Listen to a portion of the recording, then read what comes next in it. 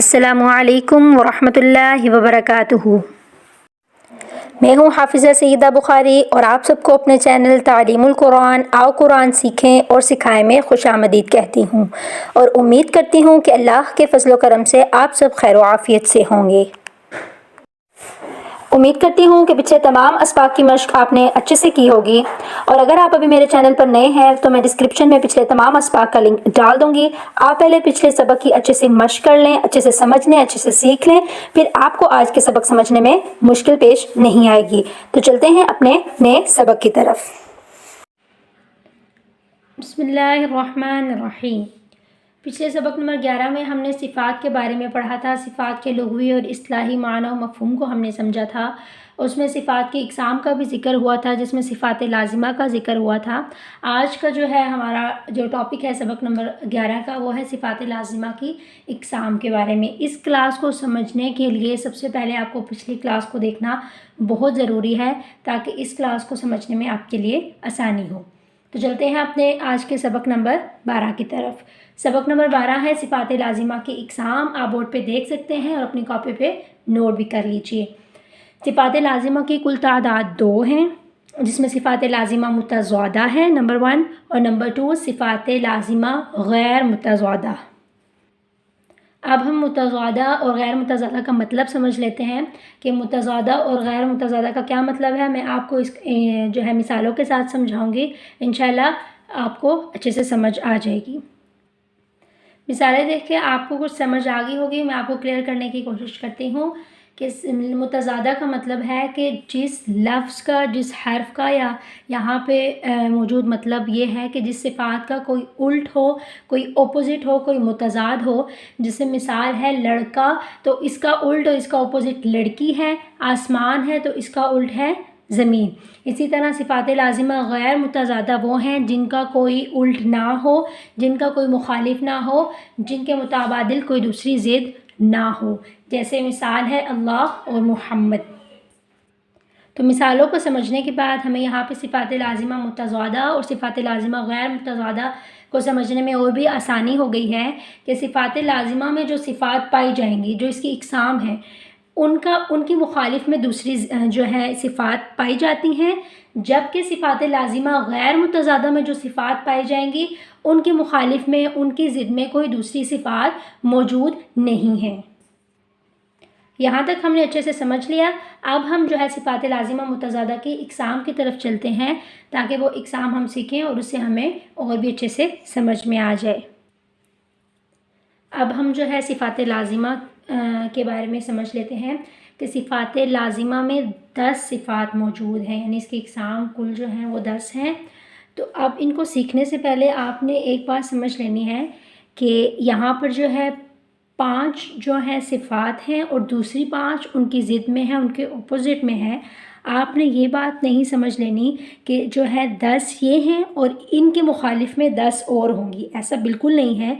बल्कि ये 5 सिफ़ात हैं और दूसरी 5 इनकी ज़िद में आती हैं, इनका अपोज़िट है। जैसे आप देख सकते हैं, आप अपनी कॉपी पे भी नोट कर लें कि सबसे पहली सिफ़ात है हमारी हम्स और उस दूसरी है जहर। लेकिन जो है ये जहर है ये हम्स के मुखालिफ है, ठीक है। ये जहर हम्स की ज़िद है।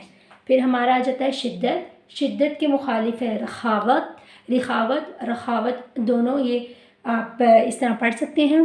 फिर नंबर 3 पे आ जाती है हमारी इस्तिअला और नंबर 6 पे आ जाती है हमारी इस्तिफ़ाल, इसकी ज़िद है इत्बाक़, इन्फ़िताह, इज़लाक़, इस्मात। यानी पहली 5 दूसरी 5 की ज़िद में आ गई हैं। इन सब सिफ़ात को हम एक एक करके इंशाअल्लाह अच्छे से और आसान तरीके से समझने की कोशिश करेंगे। लेकिन आज की इस वीडियो में हम पहली जो है सिफ़ात के बारे में समझ लेते हैं। यहाँ तक आपने अच्छे से समझ लिया। अब हम जो है ना, हम जो सबसे पहले हमारी सिफ़त है उसके बारे में हम समझते हैं, उसके माना और मफ़हूम की तरफ चलते हैं। सिफ़ात लाज़िमा मुतज़ादा की जो पहली सिफ़त है हम्स, उसका लुग़वी मानी आप देख सकते हैं पस्ती है। अब इस्लाही मानी से समझते हैं कि कौन सी पस्ती, इस पस्ती से मुराद क्या है कि इस्लाही माना में है कमज़ोरी की वजह से आवाज़ का पस्त होना, आवाज़ का नीचा होना, आवाज़ का आहिस्तगी से पढ़ना। यहाँ तक हमने समझ लिया। اب ہمس میں کون کون سے حروف آتے ہیں اور ان حروف کو کیا کہا جاتا ہے، اب ہم اس کے بارے میں ہم سیکھتے ہیں۔ تو آپ دیکھ سکتے ہیں کہ جو پہلی صفت ہماری ہمس ہے اس میں کل حروف 10 پائے جاتے ہیں۔ اس سے مراد کی ہمس کی جو صفت ہے وہ ان 10 حروف میں پائی جاتی ہے، اور ان 10 حروف کو حروف محموسہ کہا جاتا ہے۔ ہم سے ہے کہ ان حروف کو حروف محموسہ کہا جاتا ہے، اور ان کو یاد کرنے سے پہلے میں آپ کو یہ بتا دوں کہ ان کو یاد کرنے کا آسان طریقہ یہ ہے کہ نیچے ان کا مخفف ہے کہ آپ ان کو جوڑ کے اگر یاد کر لیں تو آپ کے لیے یاد کرنے میں آسانی ہوگی۔ فَحَثَّهُ شَخْصٌ سَكَتَ، فَحَثَّهُ شَخْصٌ سَكَتَ، یہ 10 حروف کون سے ہیں؟ فا، ح، ث، ہ، شین، خ، صاد، سین، کیف، تا، یہ 10 حروف ہیں۔ ان کو آپ نے اگر یاد کرنے میں دشواری ہو تو آپ ان کو جوڑ کے پڑھیں گے تو ان کا یہ مخفف یہ بنے گا فَحَثَّهُ شَخْصٌ سَكَتَ، یعنی آپ کو اسی طریقے سے ان کو یاد کرنا ہے۔ اور اگر آپ یہ حروف اچھے سے یاد کر لیں گے تو جہر کے اندر آنے والے جو اگلے حروف ہیں ان کو آپ بآسانی یاد کر لیں گے، کیونکہ جب آپ جہر کو یاد کریں گے تو آپ ہمس کے حروف ان میں شمار نہیں کریں گے۔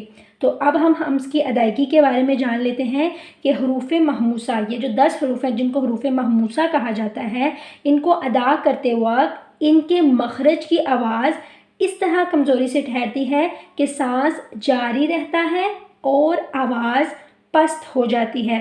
میں مثال کے ساتھ آپ کو سمجھاتی ہوں۔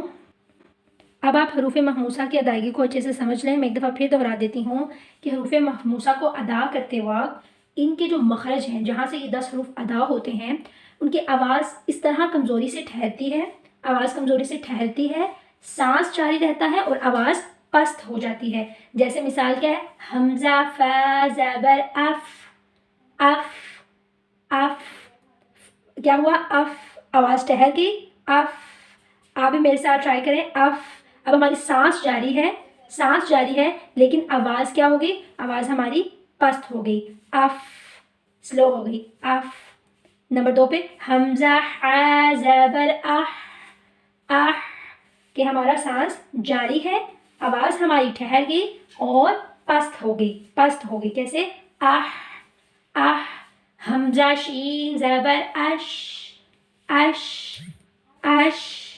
اسی طرح باقی بھی تمام حروف کی پریکٹس آپ خود کیجئے، انشاءاللہ آپ کو اچھے سے انشاءاللہ آپ کو اچھے طریقے سے سمجھ میں آ جائے گی۔ میں اپنے آج کے سبق کا اختتام یہیں پر کرتی ہوں۔ انشاءاللہ اگلے ویڈیو میں اگلے عنوان کے ساتھ آپ سے پھر ملاقات ہوگی۔ امید کرتی ہوں کہ آپ نے اس ویڈیو سے بہت کچھ سیکھا ہوگا۔ اگر آپ نے اس سبق سے کچھ بھی سیکھا ہے تو آپ سے التماس ہے کہ آپ اس ویڈیو کو زیادہ سے زیادہ شیئر کیجئے تاکہ ہمارے دوسرے دینی بہن بھائی اس ویڈیو سے مستفیض ہو سکیں۔ اسی کے ساتھ مجھے دیجیے اجازت، دعاؤں میں یاد رکھیے گا۔ فی امان اللہ۔